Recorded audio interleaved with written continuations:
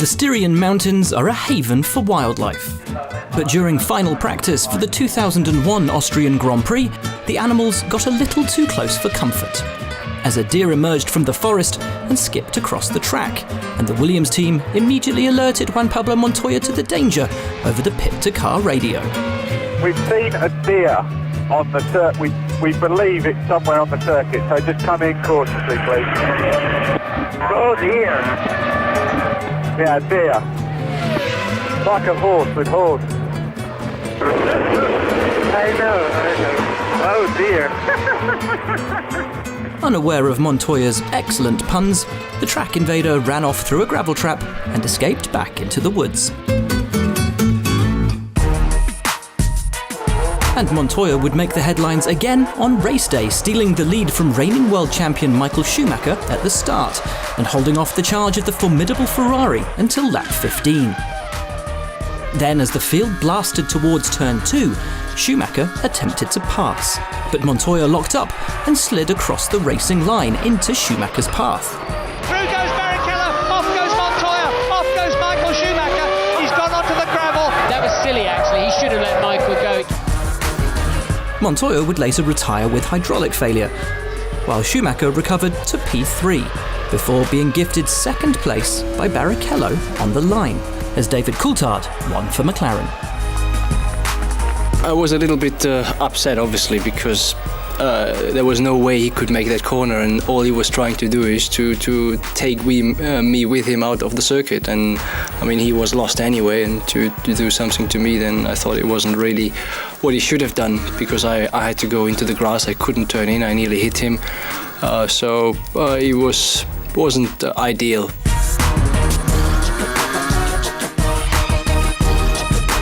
Williams were experiencing a renaissance in 2014, and qualifying for the Austrian Grand Prix was arguably their highest point in recent memory. Mercedes had taken pole position at each of the previous 7 Grand Prix, at the dawn of the new turbo-hybrid era, and their dominance looked set to continue, until a mistake from Hamilton saw him spin off, whilst his teammate Nico Rosberg was held back due to the resulting yellow flag. With the Red Bull ring playing to the strengths of the Williams chassis, Felipe Massa took full advantage to claim his first F1 pole position since 2008. Valtteri Bottas was less than 1/10 of a second behind in P2, and Williams had locked out the front row for the first time since 1993.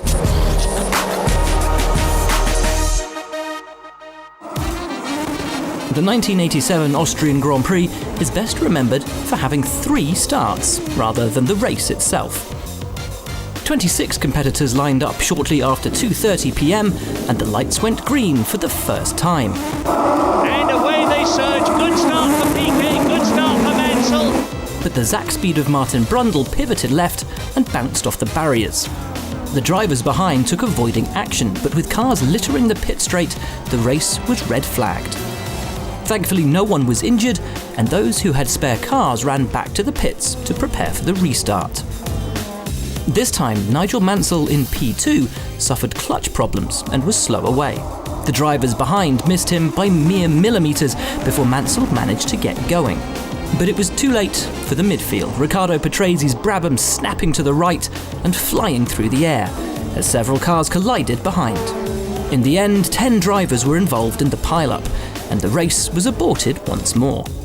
Remarkably, 24 of the original 26 starters lined up for the third getaway, albeit many of them starting from the pit lane. Ironically, the race was eventually won by Mansell after a stunning overtake on his teammate Nelson Piquet, unsighted and over the hill. Nigel Mansell is famed for his courage and determination, and you saw both of them there. And here he is. Nigel Mansell has won his 4th Grand Prix of 1987. And his crazy day wasn't over, as he banged his head on a steel girder after the race, leading to this famous exchange with legendary F1 commentator Murray Walker. You've got an enormous bump on your head. Can you let them see it? I don't know where they are. Right up there. Oh, I'm sorry. Conditions at the Oostenrijkring in 1975 were treacherous, and the start of the race was delayed by 45 minutes as a heavy thunderstorm rolled over the circuit. Home hero Niki Lauda led away from the line, ahead of his great friend and rival James Hunt. But down in a lowly 8th place, Italian Vittorio Brambilla had begun the drive of his life. He proved to be the master of the changeable conditions, moving his march up to 3rd place in the first 5 laps. Finding grip where no one else could, and being last of the late breakers, he was soon onto the back of the leading pair. Hunt and Brambilla sailed past Lauda on lap 15, and when Hunt stumbled over a back marker, Brambilla took his chance and stormed into the lead. As the rain came down more heavily, teams up and down the pit lane called for the race to be stopped. And crossing the line on lap 29, Brambilla took the checkered flag. But in lifting his hands in celebration, he lost control and went sliding into the barriers. He completed his cool-down lap with the front of his car hanging off as he waved to the drenched crowds. Quite the way to mark his one and only victory in Formula One. Niki Lauda had never before won his home Grand Prix, but he put that right in 1984, showing remarkable grit and determination.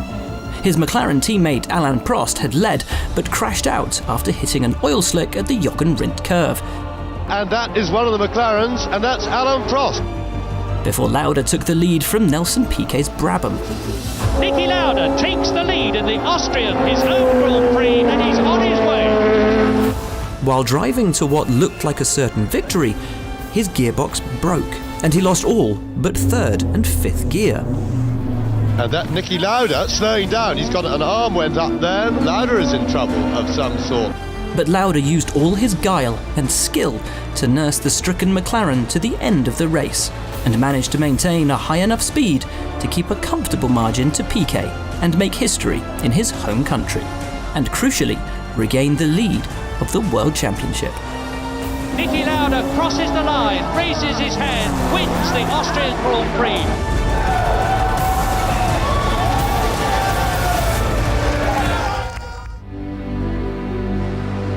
The 2019 Austrian Grand Prix was a thriller as 2 young superstars, Ferrari Charles Leclerc and Red Bull's Max Verstappen, lined up on the front row of the grid. As the lights went out, Verstappen bogged down. Verstappen gets an awful start. He's already been bypassed by the 2 Mercedes, Norris and Raikkonen as well. Leclerc leads. The young Dutchman had to regroup and charged back to the front. Max Verstappen is up into the podium positions, and they absolutely love that. Verstappen going to go down the inside. Yes, he is under braking. Max Verstappen manages to clear Valtteri Bottas. Finally catching Leclerc with 5 laps to go. Verstappen pounced at turn 3 and briefly took the lead, but Leclerc fought back as they raced wheel to wheel down to turn 4. He's so close! Bravo, Charles Leclerc! That was great defending! But the moment of the race came a lap later as Verstappen steamed up the inside once again. Leclerc knows what's coming. DRS wide open, gaining on the Ferrari, switches early Verstappen, late braking, and bumped Leclerc off the road. The partisan crowd erupted in joy, the Orange Army in raptures as their man took the lead of the race. Verstappen became the first non-Mercedes driver to win a Grand Prix in 2019, and in doing so, claimed the first win for a Honda-powered car in 11 years.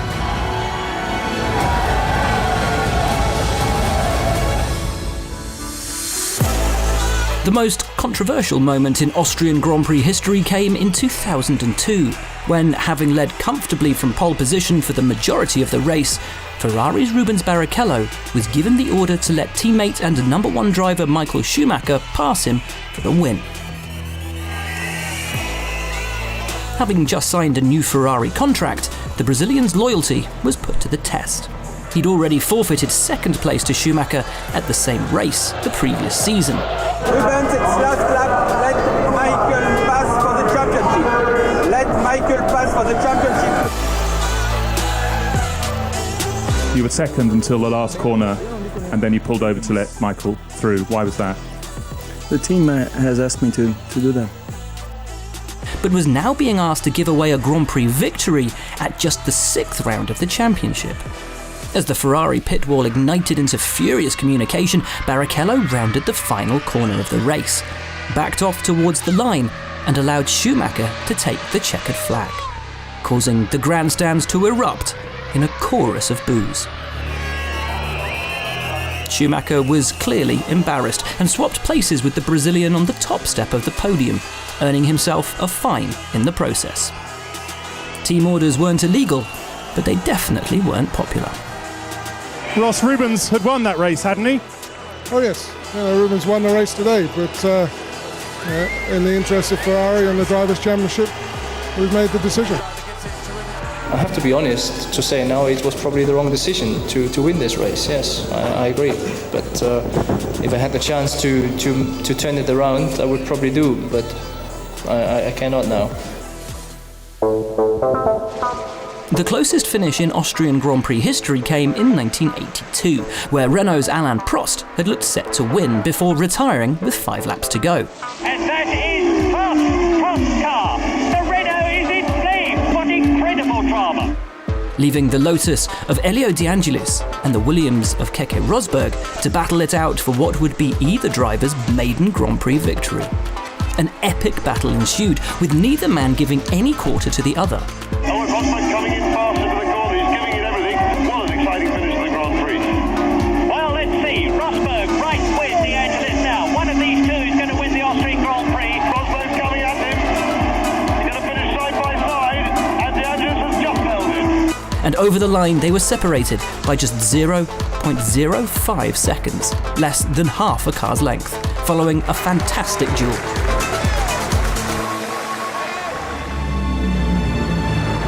After a race-long strategic battle, Nico Rosberg was being hounded by Lewis Hamilton as they entered the final lap of the 2016 Austrian Grand Prix. And a small mistake into turn 1 allowed Hamilton to close the gap just enough to slot into his slipstream. Hamilton got a fantastic drive out turn 1. So here he goes then. Is this hammer time? Desperate not to lose his hard-fought lead, Rosberg aggressively defended and collided with his Mercedes teammate. The line they've touched again! And there was almost more contact as the Briton came back onto the track. Rosberg had damaged his front wing in his attempts to keep Hamilton at bay, and it was now stuck under his car. The German driver limping home as Hamilton cruised to victory. A Mercedes 1-2 was lost as Max Verstappen and Kimi Räikkönen breezed past the wounded Rosberg to take second and third positions, before insult was added to injury with a 10-second penalty and reprimand for not having stopped his damaged car out on track. Hamilton takes the Austrian Grand Prix. Okay, Lewis, well done, mate. It's not the race we were after, but yeah, good result. That was on the outside. That wasn't me that crashed.